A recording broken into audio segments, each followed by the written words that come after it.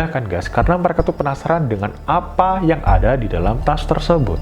Mereka pun pada akhirnya tidak lama setelah itu guys berusaha untuk membuka tasnya kan.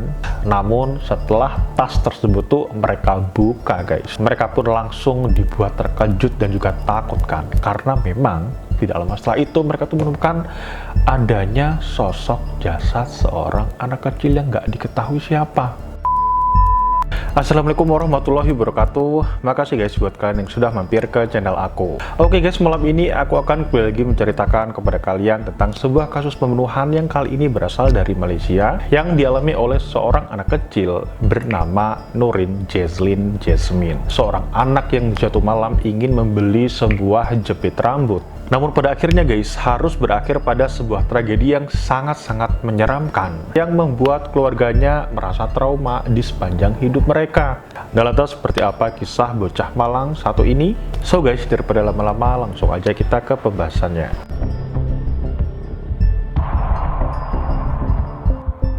Sebelum kita menuju ke kronologi pembunuhannya guys, pertama-tama mari kita mengenal dulu tentang sosok dari korban yang merupakan seorang anak kecil bernama Nurin Jazlyn Jasmine. Nah, Nurin ini guys diketahui lahir di Malaysia, tepatnya pada tanggal 11 September tahun 1999 dari pasangan suami istri bernama Jasmine Abdul Jalil dan juga Norazian Bistaman. Meskipun keluarga satu ini tuh berasal dari keluarga yang bisa dibilang sederhana, nyatanya guys, Nurin yang merupakan anak kedua dari pasangan suami istri itu tumbuh dengan penuh kasih sayang dari orang tuanya tersebut guys. Jadi guys, bisa dibilang orang tua dari Nurin ini tuh merupakan sosok orang tua yang sangat menyayangi anak-anak mereka. Selain itu guys, di sekolahnya pun Nurin ini tuh juga dikenal sebagai seorang siswi yang ceria, ramah, dan juga baik, sehingga hal itulah yang akhirnya membuat dirinya tuh sangat disukai oleh teman-teman di sekolahnya. Dan menurut pengakuan dari orang-orang di sekitarnya juga nih, Nurin ini dikenal sebagai sosok anak yang sopan, terus juga baik banget sama keluarganya, dan bahkan ia tuh juga diketahui sering kali loh guys membantu orang tuanya dalam melakukan pekerjaan orang tuanya di rumahnya guys. Jadi bisa dibilang dia tuh merupakan sosok anak yang baik dan juga rajin. Misalnya dia tuh rajin guys menyapu rumah ataupun membantu pekerjaan rumah orang tuanya itu. Dari sini aja kita udah ngerti kan kalau sosok dari Nurin ini merupakan sosok anak yang berbakti dan juga baik kan. Terus guys, pada saat Nurin itu masih kecil, Nurin ini ternyata juga memiliki hobi seperti anak-anak kebanyakan loh. Dirinya tuh suka banget menggambar. Ia pun juga suka menonton TV ataupun bermain dengan teman-temannya. Nah, untuk tempat tinggal dari Nurin sendiri, keluarga kecil tersebut guys diketahui tinggal di sebuah tempat yang cukup ramai, karena di area tempat tinggalnya tuh ada semacam kayak pasar malam gitu loh. Nah, karena di area sekitar tempat tinggalnya ada pasar malam kan, jadi Nurin ini tuh sering tuh guys kayak membeli barang atau beli jajan, ataupun ia tuh sekedar hanya ingin melihat-lihat area tempat pasar malam tadi, yang pastinya hal tersebut tuh juga masih di bawah pengawasan dari orang tuanya ya. Apalagi kan seperti kita tahu Nurin kan masih anak kecil kan, dan setiap kali Nurin itu pergi ke pasar malam itu, ia tuh selalu diketahui pergi ke sana dengan kakaknya guys. Jadi dia tuh nggak pergi sendirian, dan hal tersebut tuh dimaksudkan supaya dirinya tuh lebih aman gitu loh. Apalagi kan di pasar malam tuh pastinya banyak sekali orang-orang yang berdatangan di sana kan. Tentunya faktor tersebut tuh juga cukup berbahaya lah bagi anak-anak kecil. Hingga tepatnya guys, pada tanggal 20 Agustus tahun 2007, di malam hari itu, Nurin ini tuh pergi dengan kakak perempuannya tadi di pasar malam. Mereka berdua seperti biasa guys, di malam itu kayak membeli barang yang mereka inginkan. Mereka pun juga kayak menikmati keramaian yang ada di pasar malam itu. Hingga tidak lama setelah mereka tuh melakukan urusan mereka, akhirnya mereka pun pulang ke rumah mereka. Namun sayangnya guys, tidak lama setelah mereka tuh tiba di rumah mereka, tiba-tiba aja Nurin ini tuh malah teringat kalau dia tuh lupa membeli sesuatu, yaitu lupa membeli jepit rambut.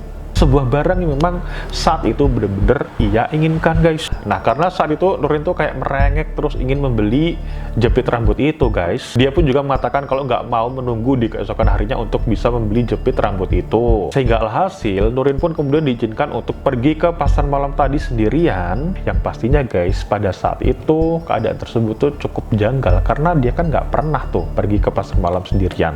Biasanya kan dia pergi sama kakaknya kan. Dah kan guys, karena jarak antara rumah dengan pasar malam tadi itu juga tidak cukup jauh ya. Pada akhirnya guys, ibunya pun kemudian mengizinkan putrinya tersebut untuk pergi ke pasar malam tadi. Dan ketika ia tuh diizinkan untuk keluar rumah sendirian, di saat itulah Nurin tuh kayak merasa sangat bangga dan bahagia loh guys, karena pada akhirnya ia akan bisa membeli jepit rambut yang sangat ia inginkan. Jadi bisa dibilang guys, seperti yang aku bilang tadi, di malam hari itulah Nurin untuk pertama kalinya pergi ke pasar malam tadi sendirian. Sebuah kesempatan yang memang sebenarnya sih bisa dijadikan Nurin untuk belajar mandiri kan. Namun sayang sekali guys, pada kesempatan itulah terjadilah sebuah tragedi yang sangat-sangat menyeramkan yang harus dialami oleh keluarga kecil dari si Nurin ini guys. Karena memang tidak lama setelah Nurin ini tuh pergi sendirian ke pasar malam tadi, semenjak itu pula lah Nurin ini tidak kunjung pulang ke rumahnya, alias dirinya tuh menghilang begitu aja.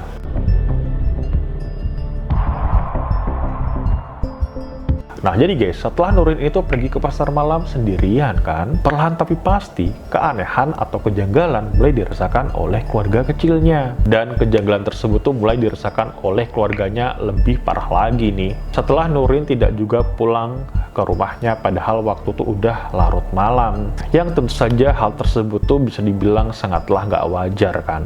Padahal kan guys, anaknya kan pergi ke pasar malam tadi cuma ingin beli jepit rambut kan. Masa sih pergi beli jepit rambut tadi itu membutuhkan waktu yang sangat lama, apalagi sampai larut malam. Ditambah lagi jarak antara rumah dengan pasar malam tadi kan juga nggak jauh kan. Harusnya dia tuh ya langsung pulang gitu loh, nggak butuh waktu yang lama.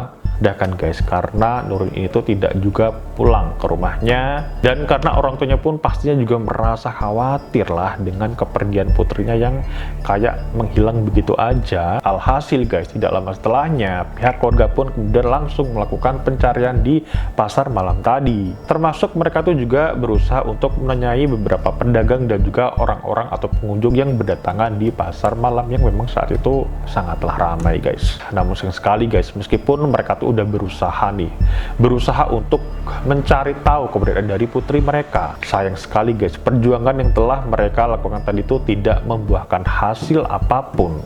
Hingga pada akhirnya orang tua dari Nurin berusaha untuk menanyai orang-orang yang tinggal di tempat sekitar tempat tinggal mereka, karena kan mungkin aja guys Nurin ini tuh kayak sempat mampir ke rumah mereka gitu loh.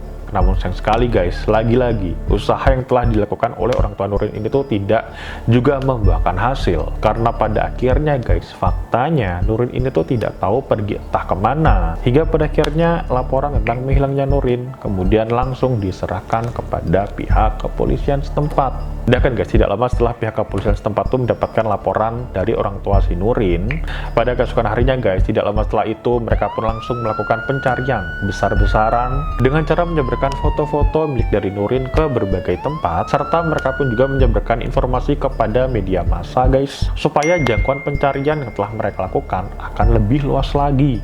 Dalam pencarian yang telah dilakukan pada saat itu guys, berbagai pihak nyatanya juga ikut turun tangan dalam melakukan pencarian terhadap bocah malang tersebut. Mulai dari relawan, organisasi masyarakat, hingga warga setempat yang tinggal di sekitar tempat tinggal dari keluarga Nurin. Mereka pada saat itu secara kompak guys melakukan pencarian besar-besaran kepada bocah malang itu. Karena pastinya mereka tuh juga ikut merasa kehilangan dan juga prihatin kan dengan apa yang dialami oleh keluarga kecil dari Nurin. Mereka pastinya juga gak bisa bayangin lah guys kalau kejadian tersebut juga dialami oleh mereka sendiri. Dan kan guys, setelah pencarian terhadap Nurin tadi itu dilakukan secara besar-besaran, perlahan tapi pasti guys, satu persatu petunjuk pada akhirnya mulai didapatkan oleh pihak kepolisian, termasuk kesaksian dari para saksi yang menceritakan bahwa mereka tuh sempat melihat Nurin pada malam kejadian guys. Hingga CCTV di area sekitar yang juga menangkap sebuah pemandangan mengenai detik-detik sebelum Nurin ini dinyatakan menghilang. Namun sayang sekali guys, meskipun mereka tuh udah mendapatkan beberapa bukti nih, sayangnya guys, mereka tuh masih mengalami kesulitan dalam melakukan pencarian terhadap bocah malang itu. Karena yang ada guys, keberadaan dari Nurin ini tuh masih belum diketahui sampai saat itu. Hingga pada akhirnya guys, kasus tentang menghilangnya Nurin Jazlin ini kemudian menjadi sebuah kasus yang cukup besar yang memang pada saat itu disorot oleh media di Malaysia. Banyak sekali orang tuh guys yang rela menunggu informasi lanjutan terkait dari kasus menghilangnya bocah Malang tersebut. Dan bahkan banyak juga dari mereka yang juga ikut serta dalam mendoakan supaya bocah Malang tersebut segera bisa ditemukan dalam keadaan selamat guys. Dan setelah pencarian terhadap Nurin itu makan waktu 1 bulan, tepatnya pada tanggal 17 September tahun 2007-nya, sebuah fakta yang mengejutkan akhirnya ditemukan juga guys. Jadi guys, pada hari itu, tepatnya pada pukul 8:30 pagi, ada nih guys, seorang karyawan toko yang menemukan tas yang memang pada saat itu posisinya tergeletak di depan toko tempat ia bekerja. Nah, karena pada saat itu ia tuh mengira kalau tas tersebut tuh milik dari bosnya, ia pun kemudian bawa tas itu guys masuk ke dalam toko tersebut. Nah, tapi guys, sayangnya tidak lama setelah ia tuh menanyakan tas tersebut kepada bosnya, di saat itulah guys, bosnya tuh malah mengatakan kepada dirinya kalau tas tersebut tuh bukanlah miliknya. Sehingga hal tersebut pastinya membuat semua orang yang ada di sana merasa kebingungan guys. Jadi bisa dibilang pada saat itu mereka tuh nggak tahu guys siapa pemilik dari tas yang ditemukan di depan toko mereka. Dan kan guys, karena mereka tuh penasaran dengan apa yang ada di dalam tas tersebut. Mereka pun pada akhirnya tidak lama setelah itu guys berusaha untuk membuka tasnya kan.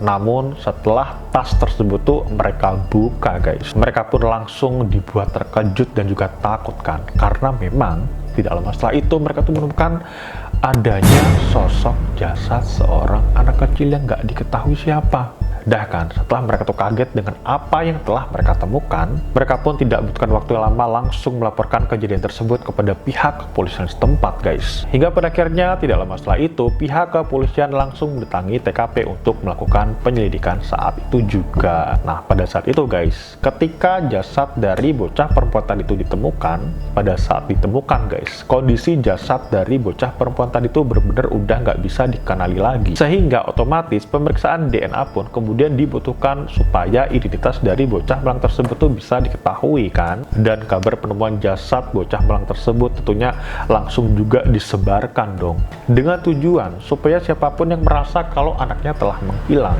bisa menemukan sebuah titik terang dengan penemuan jasad dari bocah Malang tersebut. Dah kan guys, beberapa hari setelah pemeriksaan DNA tadi itu dilakukan dan juga hasilnya tuh udah keluar, sebuah informasi yang mengejutkan pada akhirnya keluar juga. Sebuah informasi mengejutkan mengenai informasi yang memberitahukan bahwa jasad dari bocah Malang tersebut ternyata merupakan jasad dari Nurin, seorang bocah yang selama ini dicari oleh keluarganya dan juga pihak kepolisian setempat. Sebuah kabar yang pastinya membuat hancur pihak keluarga dari Nurin, karena mereka tuh semua berharap loh guys kalau Nurin ini tuh bisa kembali lagi dengan mereka dalam keadaan yang selamat. Namun sayang sekali guys, harapan mereka untuk bisa berkumpul lagi dengan Nurin ini tuh harus sirna pada saat itu juga. Karena memang harapan mereka ini hanyalah sebuah mimpi yang nggak bakalan terwujud guys. Karena memang faktanya nggak seperti itu. Faktanya kan Nurin ini tuh udah meninggal kan. Dan setelah identitas dari Nurin itu udah ditemukan oleh pihak kepolisian, pada akhirnya guys, kasus yang dialami oleh Nurin ini kemudian diubah menjadi sebuah kasus pembunuhan. Sebuah kasus yang lagi-lagi membuat gempar dan juga mendapatkan perhatian yang besar dari warga Malaysia.